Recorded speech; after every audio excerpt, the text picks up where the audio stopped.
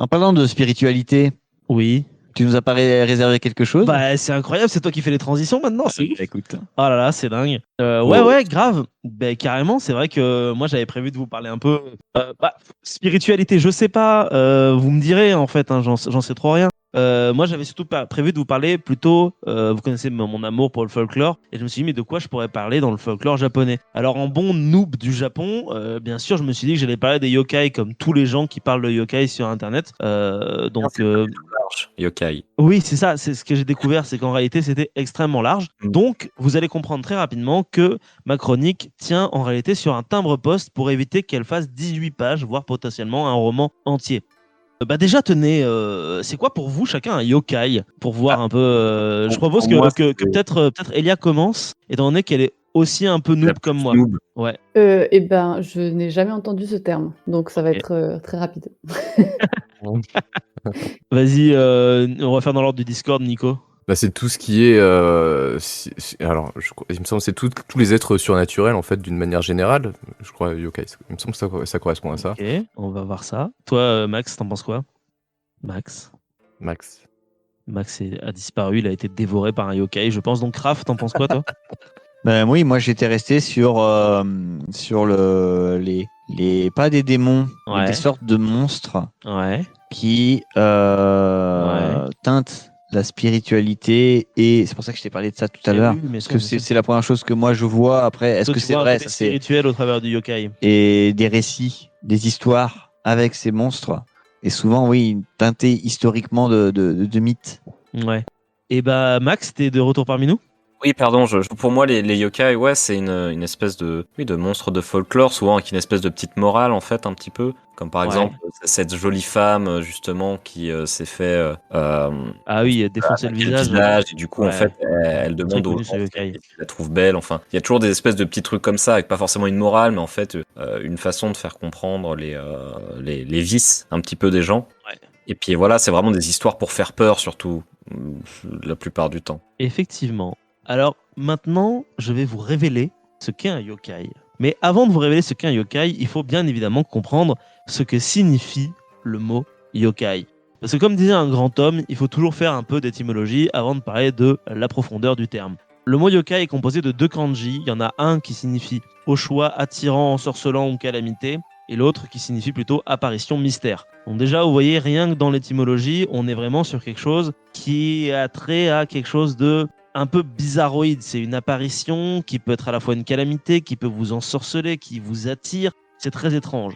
Et j'ai utilisé le mot bizarre tout simplement parce qu'en réalité, le mot yokai serait un dérivé du mot yaogoi, je prononce très mal, hein, j'en suis désolé, en chinois, qui signifie monstre bizarre.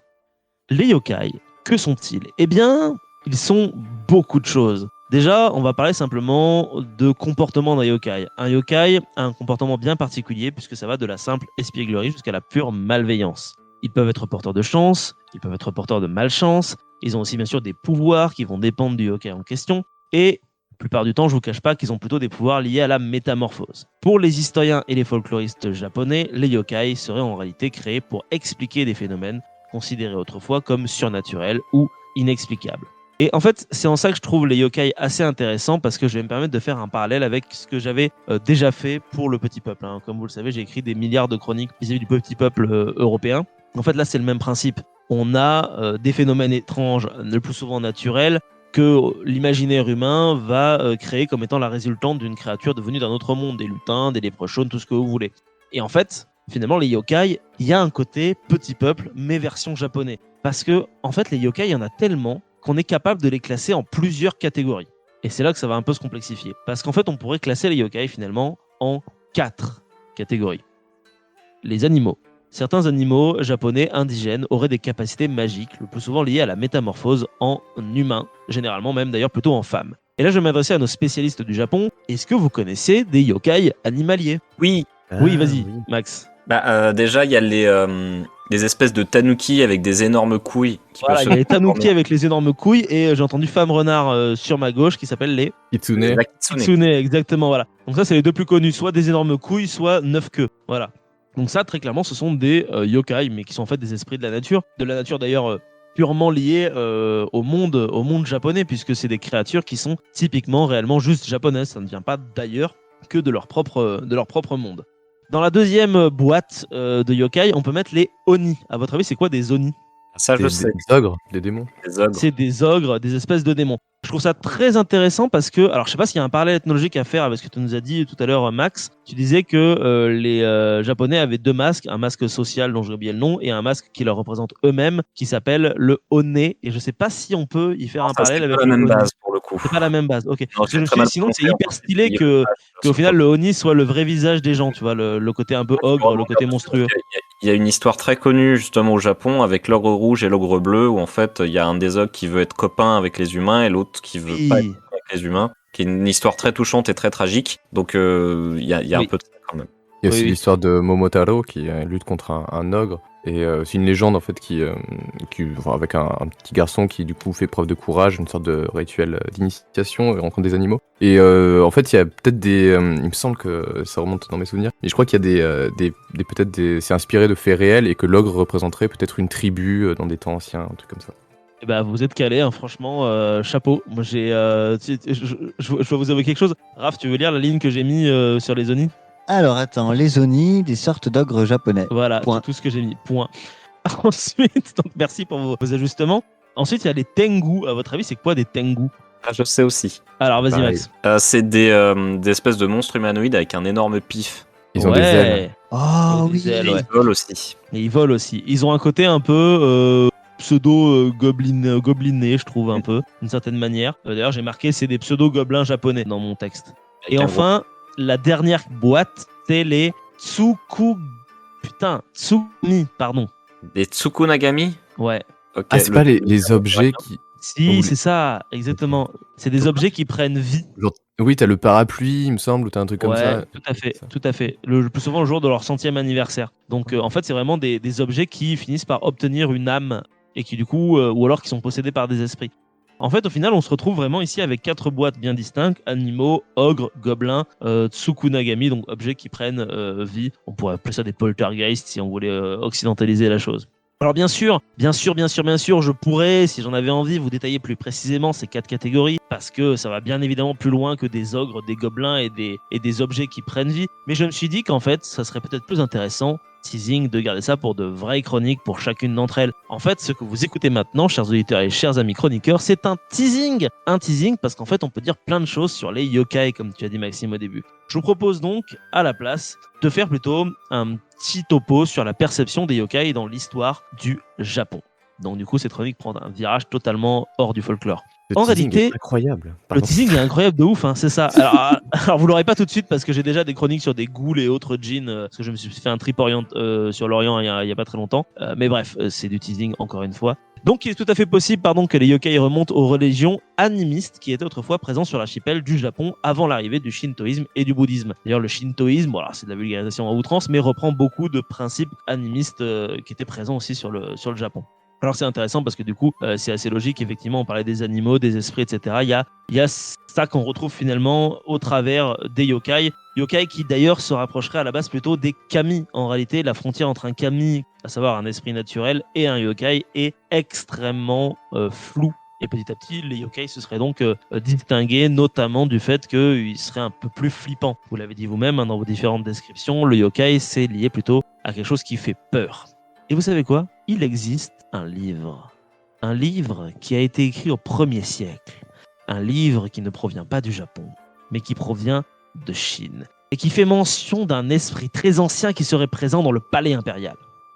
Alors j'ai pas trouvé le nom du livre en question, ni le passage exact de cet ouvrage, mais ce qui est intéressant, c'est qu'en réalité, en 772, est décrit dans un autre livre, le Shoku Ninkengi, j'ai vraiment un accent dégueulasse, je suis désolé, qui est un ouvrage japonais cette fois-ci, Qui dit qu'un yokai apparaît fréquemment à la cour impériale, cette fois-ci du Japon. Ça n'est pas sans rappeler la même histoire en Chine.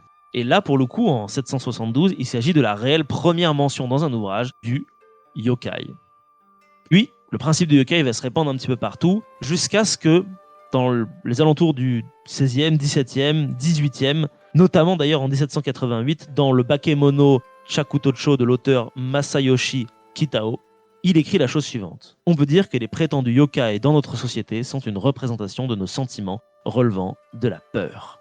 On voit bien ici une certaine lucidité de la part de l'auteur, car en réalité, on se rend compte qu'à l'ère Edo, donc du coup les différents siècles que je vous ai cités, beaucoup d'ouvrages sont publiés sur les yokai. Beaucoup de recherches sont faites dessus de la part des folkloristes japonais de cette époque. Essayez le plus possible d'aller dans les villages, les endroits où il y a des gens pour en savoir plus sur leur perception des yokai, leur folklore à eux, qui sont donc ensuite mélangés dans différents ouvrages, voire même parfois dessinés sous forme d'estampes, comme on peut le voir beaucoup sur internet, vous pouvez en voir plein. À chaque fois, c'est des trucs assez dégueulasses finalement. Et ce qui est encore plus intéressant, c'est que après la restauration Meiji, l'influence occidentale va commencer à s'étendre un petit peu au Japon.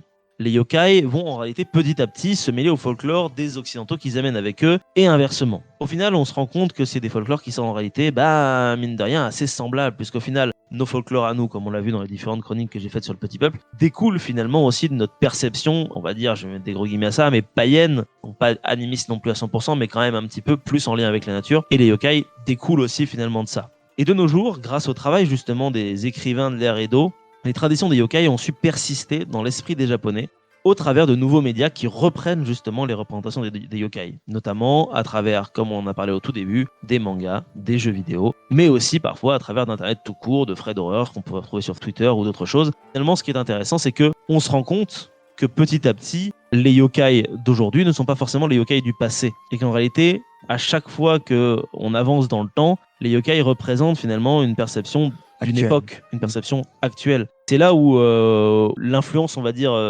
animiste japonaise est encore très présente, c'est que nous, en Europe, on ne recrée pas de nouvelles créatures du petit peuple. Elles ont été figées finalement dans la pierre, comme j'en avais pas mal parlé avec Tolkien et d'autres grands auteurs du 19e, 20e siècle. Mais au Japon, il y a toujours cette volonté de, je sais pas si c'est vraiment une volonté en réalité, mais cette idée que le folklore continue d'évoluer en fait, avec leur présent à eux. Je suis pas certain qu'il y ait tant de nouveaux yokai qui Ouais, mais ils ont une tendance à s'actualiser peut-être d'une certaine manière, non? En tout cas, ils sont présents au quotidien.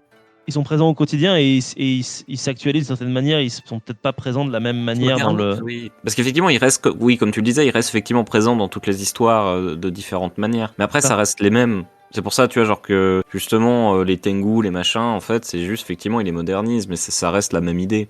Ouais, mais l'idée que je voulais faire traverser à travers ça, c'est qu'il y a une modernisation quand même de l'œuvre, ce qu'on ne retrouve pas chez nous. C'est-à-dire que là où au XVIe siècle, à Bordeaux, on pouvait faire un procès parce qu'il y a un propriétaire parce qu'il y avait des lutins, aujourd'hui, maintenant, ça tient plus et plus personne ne parle de lutins ou de petits peuples. Tu vois, c'est des choses qui ont été totalement annihilées de notre imaginaire, en fait.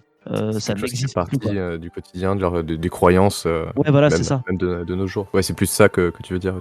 Ouais, voilà, c'est ça. Tout à fait. À la rigueur, les seuls qui ont gardé un peu cet esprit-là, c'est surtout les Irlandais ou les Islandais, je pense, c'est surtout au Hul du Folk, où il y a vraiment cette notion. Je me souviens que Jules avait raconté cette idée que des travaux d'un barrage avaient été annulés parce que les lutins n'étaient pas contents et qu'ils pouvaient pas le faire. Voilà, donc c'est ouf ça. C'est des anecdotes qui sont dingues. Mais encore une fois, il y a peut-être un côté aussi insulaire qui peut-être aussi potentiellement jouer dans le fait que c'est des civilisations qui sont restées, mine de rien, très à l'écart aussi, qui n'ont pas eu le temps d'être figées dans une sorte de marbre total. Voilà. Donc, la conclusion de tout ça, c'est que ce que vous venez d'entendre là, c'est que le début. Et il y aura plein d'autres chroniques sur les Ori, les Tengu et tout ce que vous voulez, potentiellement.